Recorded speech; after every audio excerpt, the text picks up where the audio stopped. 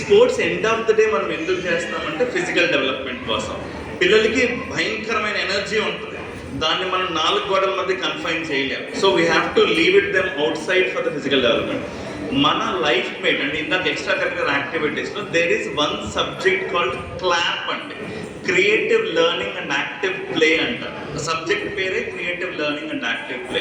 ఇక్కడ ఏం చేస్తామంటే పిల్లలకి ఫిజికల్ మూమెంట్, దాంతోపాటు కాంపిటేటివ్ స్పిరిట్, దాంతోపాటు టీమ్ డైనమిక్స్ వచ్చే యాక్టివిటీస్ మనం ప్లాన్ చేస్తాం.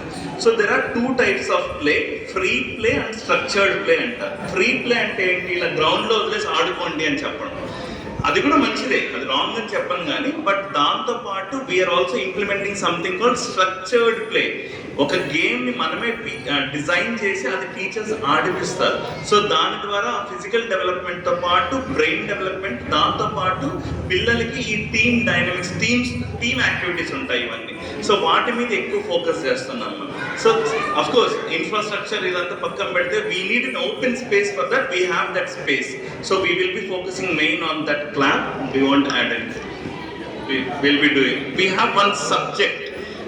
It's not like generally ఇవి చేస్తామంటే వర్కౌట్ అవ్వదు. మనం ఏం చేయాలంటే అన్నిటిని టైం టేబుల్లో పెట్టాలి, కరికులంగా తీసుకురావాలి. అది మేము చేసాం.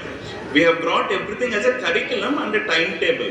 So nobody can avoid it. So it is part of the curriculum now. Any other questions, sir?